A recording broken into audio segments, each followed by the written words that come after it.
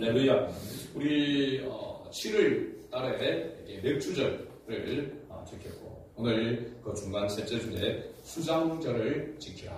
그래서 이 수장절이 바로 추수감사절기이기 때문에 수장절을 지키라라고 하는 이 말씀을 함께 묵상하려고 합니다. 우리나라에 큰 명절이 두 개가 있죠. 무엇입니까? 설날이 있고 추석이 있습니다. 제가 보니까 이 명절이 있는 이유, 명절의 의미가 무엇인가 이렇게 보니까 설날은 한 해의 시작을 알리는, 그래서 그러므로 또 조상을 기리는 그런 의미가 있고, 추석은 또 마찬가지로 조상을 기리는 그런 부분도 있고, 근데 추석은 추수의 그 감사하는 그런 의미가 이 추석에 있더라고요. 그래서 두 명절의 공통점은 뭐냐면 뭘 기리는 겁니까? 조상을 기린다라고 하는 그런 의미를 가지고 있습니다. 이스라엘 백성들이 지키는 이 절기의 의미도 우리나라의 이 명절과 크게 다를 바가 없이 조상들에 대한 기억하는 그런 부분들이 여기에 포함되어 있다고 하는 것을 알 수 있습니다. 단지 우리나라를 비롯해서 모든 나라에서의 명절은 사람들이 그 의미를 가지고 만든 것이죠. 제정을 하는 것이고, 이스라엘 백성들이 지키는 절기는 그 출발이 하나님께로부터 시작되었다는 것이 다른 점이다 라고 이렇게 말할 수 있습니다. 특히 하나님께서 이스라엘 백성들에게 절기를 지키라고 이렇게 명령하신 것은 그들의 조상들이 애굽에서 종되고 나그네 되었던 것을 기억하도록 하기 위함이다 라고 그렇게 말씀하고 있습니다. 이 수장절에 관하여서 3대 절기, 이스라엘의 3대 절기 6월절과 바로 오순절, 그 다음에 이 수장절, 초막절이라고 하는 이 3대 절기가 있는데, 이 절기에 대해서 기록하여 놓은 곳이 성경의 구약성에 보면 레위기 23장, 오늘 출애굽기 23장이죠. 레위기 23장도 있고, 그 다음에 신명기 16장에 보면은 어떻게 이 3대 절기를 지켜야 할지, 구체적으로 어떻게 지켜야 될지에 대해서 말씀을 하고 있습니다. 신명기 16장 3절 그 후반부에 보면은 이렇게 말씀하고 있는 것을 봅니다. 네 평생에 항상 네가 애굽 땅에서 나온 날을 기억할 것이니라 라고 이렇게 말씀합니다.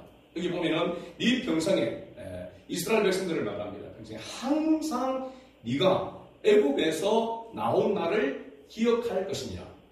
그러니까 이스라엘 백성들에게 하나님께서 이 절기를 주시는 가장 중요한 이유 가운데 하나가 뭐냐면, 너희가 애굽에 종되었던, 노예되었던 데서 해방되어 구원받은 그 날을 항상 기억하라 라고 이렇게 말합니다. 오늘 우리로 치자면 무엇을 우리가 항상 기억해야 됩니까? 예수 그리스도의 십자가를 통해서 우리가 그 피로 말미암아 죄의 사함을 받고 구원함을 받은 것, 이것을 항상 기억해야 되는 것과 같은 의미라고 이렇게 말할 수 있습니다. 그 다음에 수장절에 대한 말씀이 레위기 23장에도 나오는데, 레위기 23장 42절과 43절 말씀 우리 다시 한번 읽어보겠습니다. 너희는 이래 동안 초막에 거주하되 이스라엘에서 난 자는 다 초막에 거주할지니, 이는 내가 이스라엘 자손을 애굽 땅에서 인도하여 내던 때에 초막에 거주하게 한 줄을 너희 대대로 알게 함이니라. 나는 너희 하나님 여호와니라. 아멘. 이게 초막, 수장절을 다른 말로 또 초막절, 장막절이다 라고도 이렇게 이야기를 합니다. 초막에 거주하면서, 장막에 거주하면서 지켰던 그 절기를 이야기를 하고 있는 것이죠. 이스라엘의 3대 절기가 바로 6월절. 이 6월절은 어느 절기로 시작되느냐면 무교절입니다. 무교절. 그죠? 이스라엘 백성들이 애굽에서 나오기 직전에 장자의 재앙 가운데서 마지막 재앙인 장자의 재앙에서 그들 이스라엘 백성들이 머물고 있는 그 땅은 그 장자의 재앙이 넘어갔습니다. 6월 되어졌다라고 이렇게 이야기하죠. 무엇으로 그 재앙이 넘어갔습니까? 이스라엘 백성들은 자기 집 문설주에 어린 양의 피를 그 문설주에 바르게 될 때에 그 재앙이 넘어가게 된다라고 하는 그런 하나님께서 은혜를 방법을 주셨습니다. 그 방법대로 이스라엘 백성들이 어린 양을 잡아서 그 피를 문설주에 발랐을 때에 애굽 온 온 저녁에는 짐승으로부터 사람들에게까지 장자들이 다 죽는 그런 재앙이 있었지만 이스라엘 백성들, 이 문설주의 어린 양의 피를 발랐던 그 집들은 그 죽음의 재앙이 넘어갔다, 유월되었다라고 해서 지키는 절기가 바로 유월절입니다. 유월절은 꼭 뭐냐면 예수 그리스도를 통해서 우리가 죄 사함을 받고 구원함을 받은 구원에 관한 바로 기억을 하게끔 하는 절기가 이 유월절이라고 할 수 있습니다. 근데 이 유월절을 위해서 이야기를 하고 그 다음에 두 번째 절기가 칠절절입니다. 이 유월절 이후부터 시작해가지고 7주간을 지나서 50일째 되는, 그래서 오순절이라고 이야기하죠. 이때 보면 보리와 밀을 추수하여서 지키는 절기에 대해서 우리가 맥추절이다라고 그렇게 이야기를 합니다. 마지막 세 번째가 바로 이 수장절, 장막절, 초막절이라고 이렇게 이야기하는데, 이 수장절, 장막, 초막절은 모든 주수를 다 하고 난 다음에 그 주수한 곡식들을 타작해서 알곡들을 곡간에 저장한다. 그러면서 지키는 절기가 바로 이 수장절입니다. 그런데 이 유월절은 한 해의 시작인 씨를 뿌리는 때에 지키는 절기입니다. 아비월이라고 성경이 이야기합니다. 히브리 역으로는 아비월이 첫 시작입니다. 한 해의 첫 시작입니다.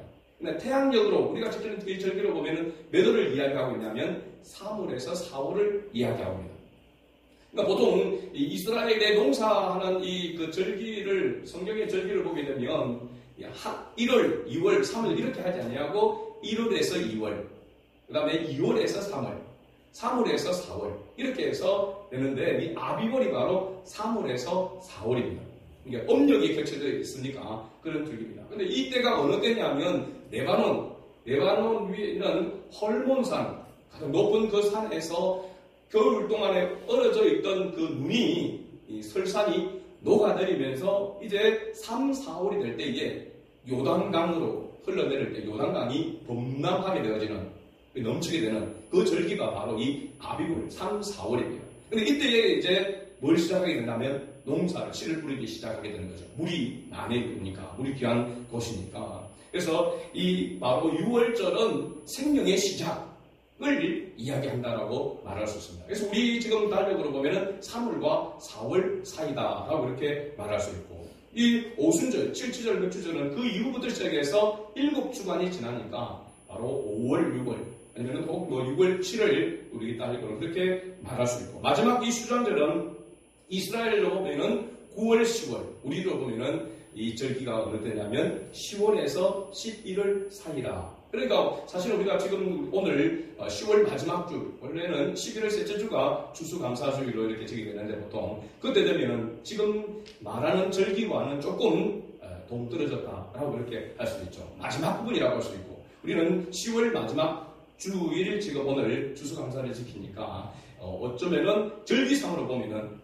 성경 절기상 보면은 합당한 그런 날이라고 할 수 있습니다. 그런데 이 절기들이 굉장히 의미가 있습니다. 3대 절기가 있는데 이 3대 절기는 6월절 없이는 아무 의미가 없습니다. 두 절기는. 6월절이 반드시 있어야만 이 절기가 의미가 있는 거죠. 그러니까 하나님께서 구원해 주신, 하나님과의 관계가 형성되어진 하나님의 백성들에게 다음 절기가 있는 것이죠.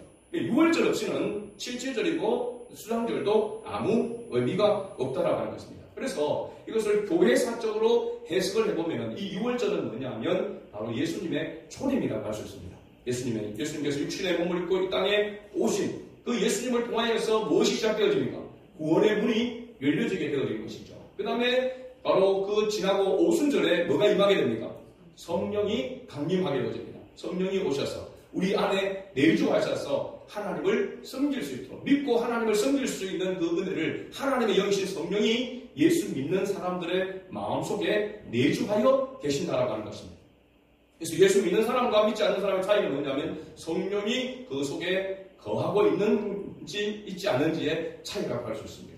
그 다음에 바로 이 수장절은 뭐냐면 모든 것을 추수하고 꽃간에 들어드니까 타작, 즉 심판을 통하여서 예수님께서 다시 오실 재림을 말하고 있는 것입니다. 그래서 예수님의 초림과 그 다음에 예수님께서 십자가에 죽으시고 난 다음에 성령을 보내셔서 성령이 강림하신 것과 그 다음에 다시 오실 메시아, 재림에 대한 그 부분이 바로 이 3대 절기 속에 포함되어져 있다라고 하는 것을 알 수 있습니다. 그러니까 굉장히 중요한 것이고 이스라엘 백성들로 하여금 앞에서 이야기했듯이 네 평생에 항상 네가 애굽 땅에서 나온 나를 기억할 것이니라.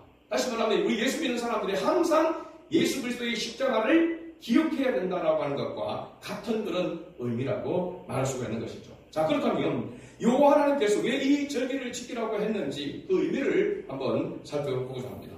14절 본문 말씀에 보면 너는 매년 3번 절기를 지킬지니라. 그리고 17절에는 내 모든 남자는 매년 3번씩 주와 함께 보일지니라. 여기 모든 남자는 남자들만 이 절기를 지키는 것이냐 그런 의미가 아니고 이 모든 남자는 가정의 대표를 말하고 있습니다. 대표성을 얘기하고 있죠. 그러니까 남자들이 이 절기를 지키라고 하는 것은 대표적으로 남자가 지키는 것이고 온 가정 모든 식구들이 함께 지키는 절기다라고 하는 것을 말해주고 있습니다.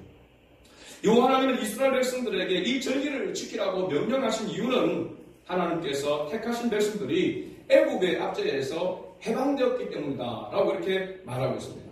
자, 우리가 앞에서 계속해서 출애굽기 말씀을 우리가 나누는 가운데 몇 번째 재앙까지 우리가 살펴보았습니까? 9번째 마지막 장자의 재앙만 지금 남겨두고 있습니다. 11장에 장자의 재앙이 이렇게 나오게 되는데 이 9가지의 재앙들을 살펴보면서 하나님께서 계속해서 애굽의 바로 왕에게 내 백성을 내보내라 라고 이렇게 이야기합니다. 내 백성을 내보내라. 이스라엘 백성을 애굽에서 내보내라고 하는데 그 내보내는 이유가 뭐였습니까? 뭐 하기 위해서? 하나님을 섬기도록 하기 위해서. 이스라엘 백성들을 하나님께서 그렇게 구원하신 목적, 오늘 우리를 예수 그리스도를 통해서 구원하신 목적이 바로 뭐냐면 하나님을 섬기도록 하기 위해서. 하나님을 예배하고 하나님을 경배하기 위함이다 라고 이렇게 말하고 있습니다. 자, 그런데 하나님께서 이스라엘 백성들에게 이 3대 절기를 지키라고 하는데 이 3대 절기를 지키는 것이 뭐 하는 것이냐? 하나님을 섬기는 것이야. 하나님을 섬기는 방법이 뭐냐면 이 절기를 지키는 것입니다. 그러니까 이 절기를 지키는 것의 핵심은 바로 뭐냐면 하나님을 기억하는 것이죠. 하나님을 기억하는 것. 그러니까 우리가 매주일 나와서 하나님을 예배하면서도 매주일 왜 나와서 이 주일날 하나님 앞에 예배를 드렸냐? 하나님을 잊어버리지 않도록 하나님을 기억하도록 하나님께서 베푸신 그 구원의 은혜를 잊어버리지 않도록 하기 위함이 사실은 첫 번째 목적인 줄로 믿습니다. 25절 말씀에 보면은 25절 말씀 보면은 내 하나님 여호와를 섬기라. 그리하면 여호와가 너희의 양식과 물에 뭘 내리고 복을 내리고 너희 중에서 병을 제하리니 라고 쭉 이야기하면서 여호와 하나님을 섬기면은 무엇을 주신다고 말하고 있습니까? 뭘 내려주신다고요? 복을 주신다라고 이렇게 말하고 있습니다. 우리는 복 받기를 원하잖아요. 그죠? 무슨 복이든지 영적인 복이든지 육적인 복이든지 하나님은 우리에게 복을 주시기를 원하시는 것은 틀림없는 사실인 줄 믿습니다. 하나님의 복은 영과 영만 아니라 영육 간의 강건한 복을 말하고 있는 줄로 믿습니다. 왜 하나님은 자신을 섬길 때에 복을 주신다라고 이렇게 약속하실까요? 그 이유가 뭘까요? 앞서 제가 말씀을 드렸지만은 하나님은 복 주시기를 원하십니다. 너무나도 복 주시기를 원하시는데 그 이유가 바로 뭐냐면 하나님은 하나님의 택한 자가 바로 복 그 자체이기 때문에 그렇습니다. 그리고 아브라함을 향해서 복의 예전의 성경에 보면 복의 근원이라고 했습니다. 복의 근원. 복의 근원이 다른 말로 뭐라고 했습니까? 복등이라고 했습니다. 복 그 자체라고 이야기하고 있습니다. 하나님의 자녀로 택함을 받은 우리는 복 그 자체입니다. 그러니까 하나님은 하나님을 바르게 숨기는 하나님의 자녀에게 끊임없이 복을 주시기를 너무나도 원하신다는 사실입니다. 하나님이 뭐 복을 줄까 말까 이러다가 복을 주는 것이 아니라 언제나 복을 주시기를 원하십니다. 복의 통로만 바르게 되어지면은 그냥 하나님은 복을 주시기를 쏟아부어 주시기를 원하시는 하나님이라 사실을 우리 꼭 기억해야 될 줄로 믿습니다.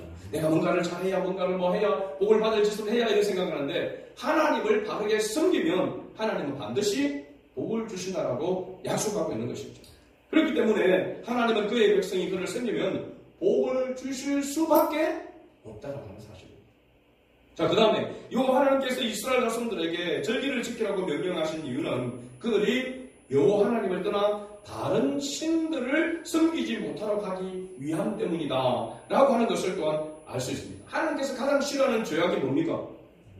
우상숭배입니다. 우상숭배. 하나님 외에 다른 것을, 다른 신들을 신이라고 생각하고 섬기는 우상숭배를 하나님은 가장 싫어하십니다. 32절과 33절 말씀해 보면은 너는 그들의 신들과 언약하지 말라. 같이 읽어봅니다. 그들이 네 땅에 머무르지 못할 것은 그들이 너를 내게 범죄하게 할까 두려움이라. 네가 그 신들을 섬기면 그것이 너의 올무가 되리라. 하나님은 하나님의 백성이 끊임없이 하나님만을 기억하고 하나님의 은혜 속에 머물기를 원합니다. 그래야 하나님이 뭘 주실 수 있기 때문에, 복을 주실 수 있기 때문에, 이 복덩이가 복을 받지 못하는 올무가 되는 것이 바로 뭐냐면 다른 신을 쫓는 것입니다. 우리가 신이라고 할 때에 뭐 다른 종교를 이렇게 이야기하고 있지만 사실은 우리의 삶 가운데 신은 하나님보다 더 사랑하는 것이 신이 될 수가 있습니다. 돈이 신이 될 수가 있고, 가장 전체적으로 모든 이 세상의 것에 있어서의 우상 숭배의 1순위는 물질입니다. 돈입니다. 만문이즘이죠. 돈신입니다. 돈신. 그죠? 그러니까 그 하나님의 은혜에서 떠나게 될 때에 그런 것들을 섬길 수밖에 없고, 그것이 올무가 될 때에 하나님께서 주시는 참된 복을 누리지 못한다는 게 말씀하고 있습니다. 자, 요 하나님은 자기 백성들이 자신의 목소리를 청종하고 다른 신을 섬기지 않도록 하기 위해서 절기를 지키라고 명령하신 것입니다. 다른 신들을 섬기지 않고 오직 여호와 하나님을 섬길 수 있는 방법은 바로 삶과 그의 목소리를 뭐하라? 청종하라는 겁니다. 청종이라는 말은 듣고 순종하라고 하는 것입니다. 하나님의 말씀을, 하나님의 음성을 듣고 순종하게 될 때에 다른 신을 섬기지 않게 되어지게 되고 하나님께서 주시는 그 복을 계속해서 받아 누릴 수 있다라고 이렇게 말하고 있는 것입니다. 그래서 22절 말씀에 보면은 네가 그의 목소리를 잘 청종하고 네 모든 말대로 행하면, 내 모든 말대로 행하면 내가 네 원수에게 원수가 되고 네 대적에게 대적이 될지라. 할렐루야. 하나님께서 하나님의 말씀을 잘 듣고 그 말대로 순종하며 행하면 내가 네 원수에게 원수가 되고 네 대적에게 대적이 되겠습니다. 이 말은 뭐냐면 하나님께서 우리의 모든 인생을, 우리의 삶을 하나님께서 책임져 주시겠다라고 하는 말씀입니다. 자, 이스라엘 백성들이 지켜야 할 3대 절기에 관한 말씀이 신명기에서 나온다고 했습니다. 신명기 16장에서는 이 절기를 어떻게 지켜야 될지에 대해서 구체적으로 그렇게 말씀하고 있습니다. 가장 먼저 강조하고 있는 것이 뭐냐면 이 3대 절기를 지킬 때에 어떻게 지켜야 되는지를 가장 강조하고 있는 부분이 뭐냐? 바로 11절의 말씀을 같이 읽어봅니다. 너와 네 자녀와 노비와 네 성중에 있는 레위인과 및 너희 중에 있는 객과 고아와 가부가 함께 네 하나님 여호와께서 자기의 이름을 두시려고 택하신 곳에서 내 하나님 여호와 앞에서 즐거워할지니라. 아멘. 가장 먼저 강조하고 있는 것이 여호와 앞에서 뭐 할지니라? 즐거워할지니라 라고 이렇게 말씀하고 있습니다. 15절에 보면은 같이 봅니다. 너는 온전히 즐거워할지니라. 아멘. 온전히 즐거워해. 이 말은 뭐냐면 마음을 다하고 힘을 다하고 온 힘과 정성과 믿음을 다하여서 즐거워할지니라 라고 이렇게 말하고 있습니다. 그 다음 두 번째 16절에 보면은 16절 말씀에 보면 같이 읽어봅니다. 초막절에 내 하나님 여호와께서 택하신 곳에서 여호와를 배웁되 빈손으로 여호와를 배웁지 말고. 아멘. 여기 보면은 여호와께서 택하신 곳에서, 아무 곳에서나 이 절기를 지키라고 말하지 않고 아무 곳에서나 예배하라고 말하지 않냐고 하나님께서 택하신 곳에서, 이 택하신 곳은 오늘날로 이야기하면 주님의 몸이 교회를 말하고 있는 것입니다. 주님의 몸된 교회에서 하나님을 예배하는 것을 하나님은 기뻐하신다고 말하고 있습니다. 그리고 세 번째, 우리에게 조금 부담되는 게 바로 이 부분이에요. 빈손으로 공수로 여호와를 배웁지 말고 라고 이렇게 말합니다. 17절에 그러면서 이렇게 말합니다. 같이 읽어봅니다. 각 사람이 네 하나님 여호와께서 주신 복을 따라 그 힘대로 드릴지니라. 아멘. 하나님은 얼마나 공평하신 분인가라고 하는 것을 알 수 있습니다. 하나님은 우리에게 주시지 않고 달라고 하시는 분이 아닙니다.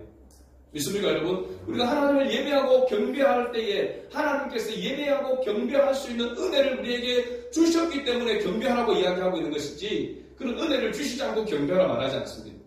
하나님 앞에 빈손으로 공수로 나오지 말라고 이야기하고 있는데 똑같이 일률적으로 선물을 하나님 앞에 예물을 바치라 이렇게 말하지 아니하고 형편에 따라서 하라고 이렇게 말하고 있습니다. 여호와께서 주신 뭘 따라서? 복을 따라 그 힘대로 드릴지니, 이 힘대로 드린다는 것은 최선을 다해서 정성을 다하여 드리라고 하는 것을 말하고 있습니다. 자, 왜 하나님께서 이렇게 물질을 일률적으로 드리지 않냐고 형편에 따라서 드리라고 해요. 많이 받은 자는 많이, 적게 받은 자는 적게 하나님 앞에 드리라고 이렇게 하나님 말씀을 하고 있습니다. 근데 중요한 것은 정성을 다해서 힘을 다해서 하나님 앞에 하라고 이렇게 말하고 있는데 여기에는 중요한 이유가 있습니다. 우리는 앞에서 이야기했듯이 하나님을 떠나게 되면 무엇을 쫓아가게 됩니까? 다른 것을 쫓아가게 됩니다. 물질이 우상이 될 수도 있다 했습니다. 그렇죠? 가장 큰 우상이 바로 사실은 물질입니다. 만문이지.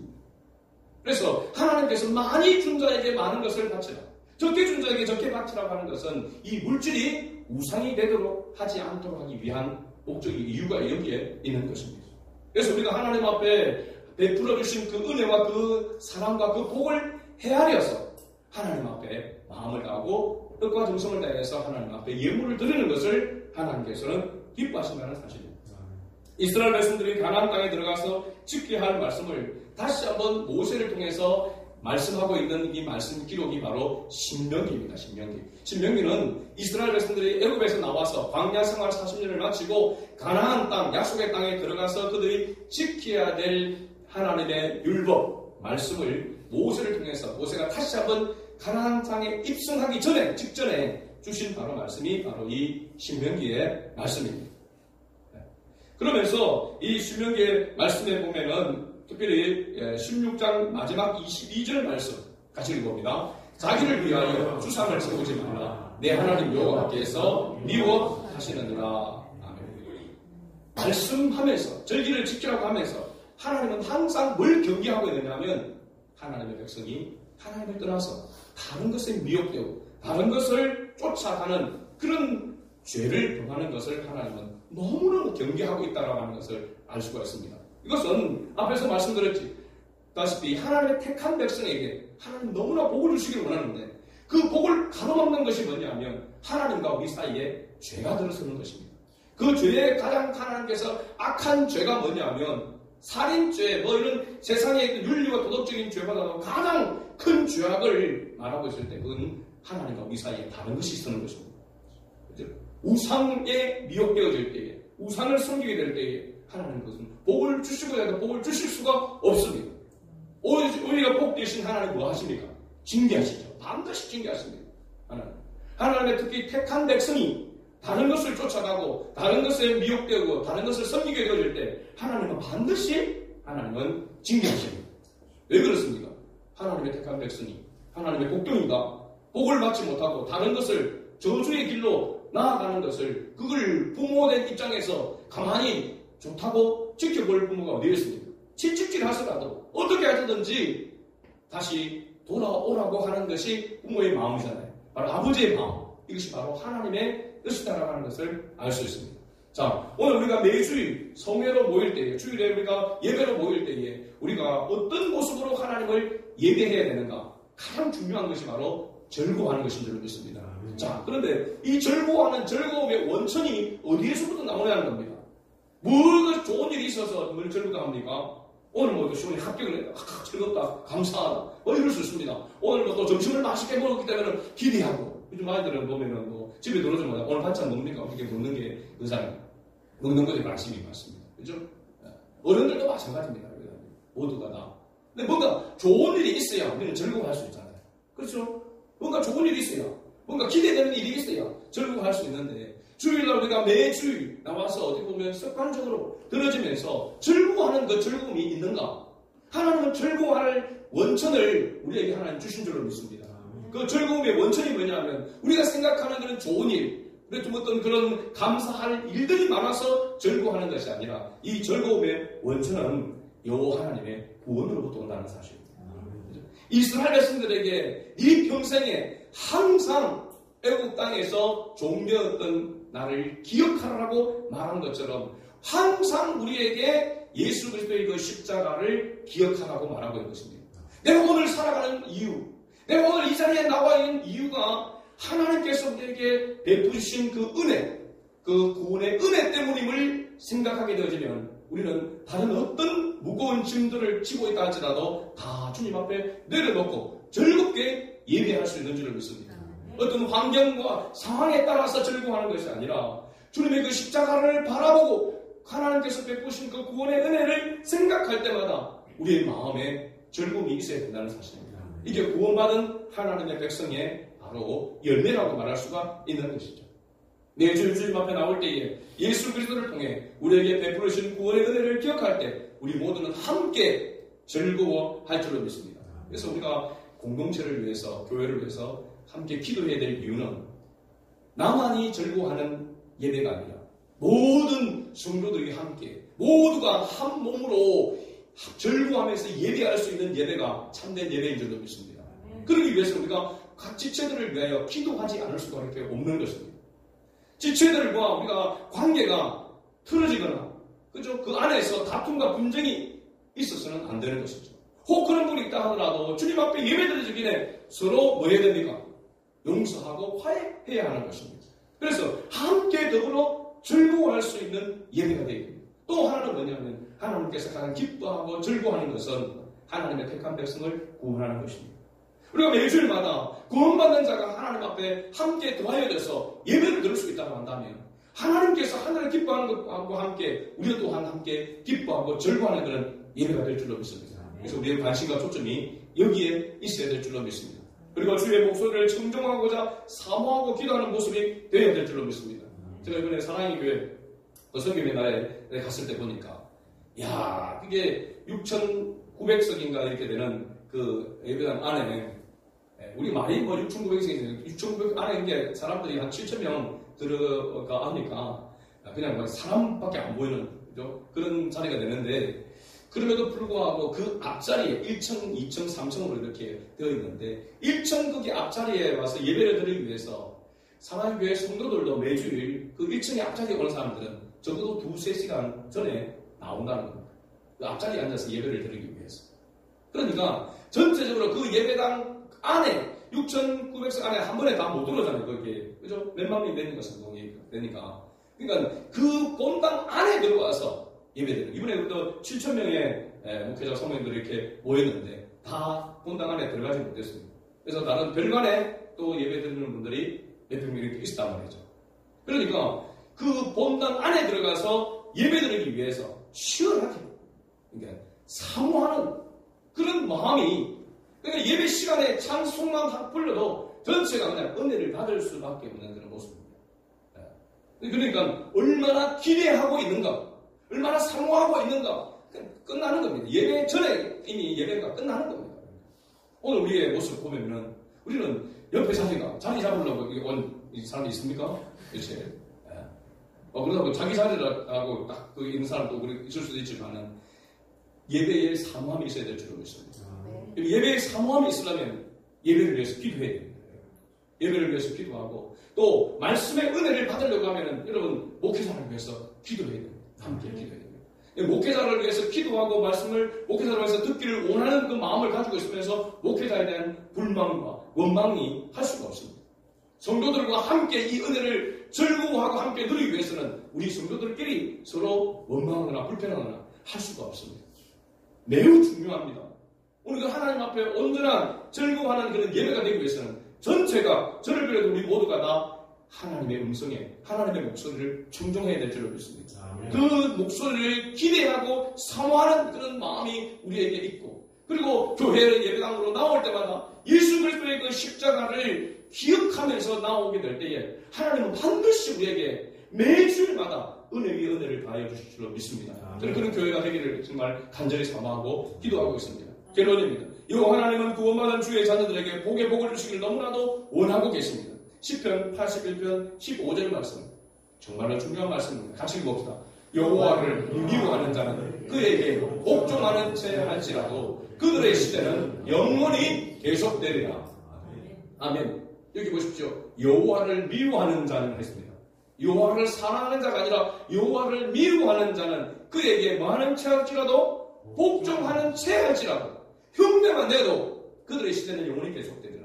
하나님께서 이렇게 우리에게 복 주시기를 원하십니다. 하물며 하나님의 택한 자녀가, 여호와를 사랑하는 자녀가 하나님을 예배하고 하나님의 말씀에 순종하게 될 때에 하나님은 얼마나 더 복을 주시기를 원하신가 하는 것을 대표적으로 보여주는 말씀이 바로 시편 81편 15절 말씀입니다. 이 말씀을 우리가 생각하면서 여호와 하나님의 구원을 기억하고 올바르게 섬김으로 복을 받아 누리는 그런 은혜가 우리 모두에게 있기를 주의 이름으로 축복합니다. 아멘.